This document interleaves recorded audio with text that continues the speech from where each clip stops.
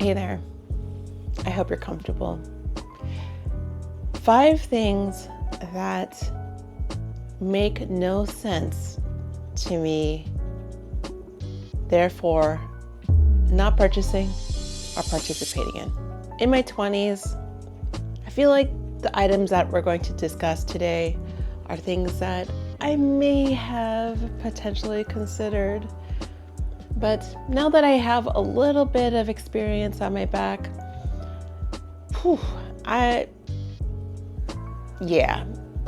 this is a new life for living. If you're new or returning to my channel, my name is Elaine and I post content for you every Sunday. And I would love to keep this conversation going. I know I'll be talking about 5 things, but this seems like a loaded subject. So feel free to comment down below on what some of your other thoughts are, and let's get into it. Good coffee. Okay.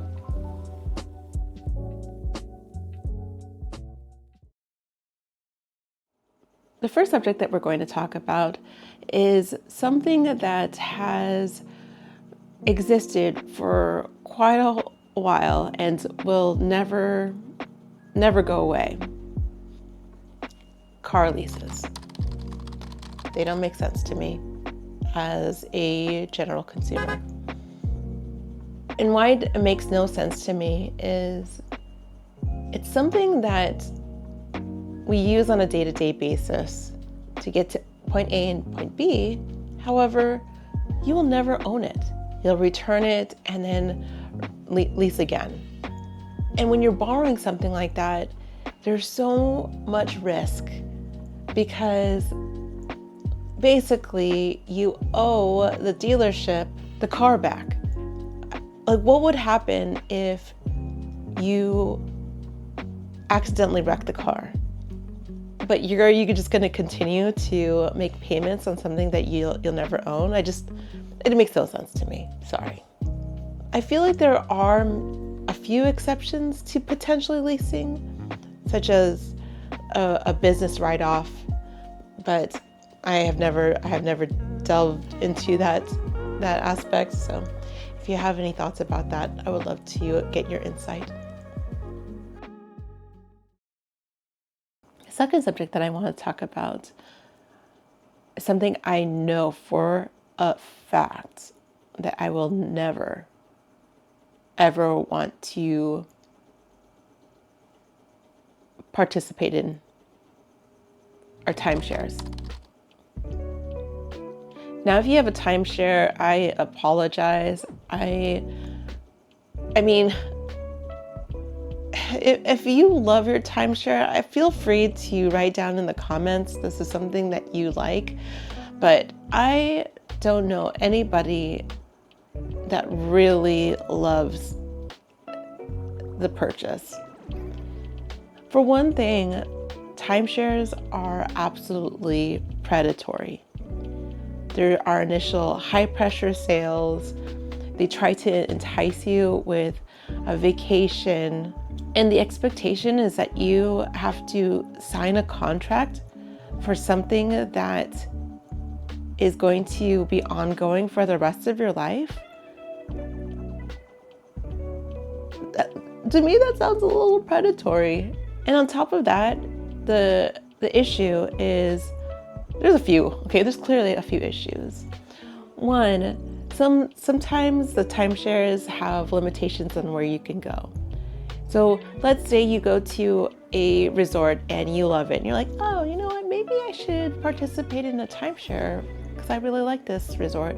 What happens if the place gets old? Nobody's paying for their timeshares because it's obviously something out of their budget. I don't know anybody that has easily gotten out of it because the contract that you sign is so watertight. If somebody is trying to pressure you to sign something and you don't have a lawyer present, I'm sorry, do not sign on the dotted line. Please, don't do it. Okay. we're comfortable now, right? I hope so. I'm gonna get some coffee. The third topic that I want to talk about with you, mainly because I'm out of the I feel like I'm officially out of that limelight, is bottle service. Bottle service to me seems like a really pricey flex for one night to impress people that don't really seem to care about you, but more so the level of prestige. I said it. That's my thoughts. Once again, this is my channel. I have a right to my opinion. I was doing a little bit of research just to see what some of the biggest tabs were for bottle service, and in Vegas alone, like some of the higher end clubs, $1 million on bottle service. $1 million. If I had money to throw away, maybe I would do something like that, but I don't think so. I'd like to say that I'm a little bit more, I would say a little bit more reasonable at this point. Anyways, we were at the club. So something that I am choosing not to purchase anymore are uncomfortable shoes. I feel like my mom would be proud of me for saying this, because I feel like this is a conversation that I've had with her when I was a wee child. In my past, I do remember wearing stilettos that I would probably I'd probably wear maybe once or twice, and those things did not support my arches.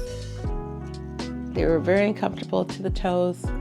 Just not a really fun experience for something that makes I need to walk in.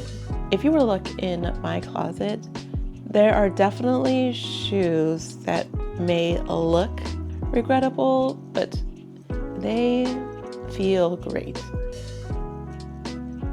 And this is the life I've chosen for myself. What can I say? The last item that I want to talk about that makes no sense to me is something that I've thought about for a really long time, apparently. And I will never purchase pants with no pockets ever again. Hot take. I love pants. They are very functional. It's a functional piece of attire. It covers your bum. It covers your legs. Because your legs are so long, there is just a nice place, nice area of real estate to place pockets in the front, maybe in the back. And I can't tell you how many times when I was in my 20s where I feel like I was carrying things in my hands and I would have loved to had a pocket to put my keys in, to have a free hand to give somebody a handshake. I will give yoga pants maybe an exception, but I will only purchase yoga pants only if they have like a slit so I can put like an ID or a key in case, obviously I gotta get back to my car at some point. Pants, the pockets. Seems pretty reasonable.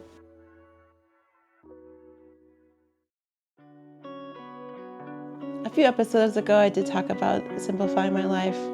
I'll link it up right up here for you. It's good to know that there are things that I know for a fact will never serve me in the capacity that would improve my life. And that gives me more time and more reason to focus on the things that do make sense, like kindness. What else? Some level of giving, spending less than you make, things like that.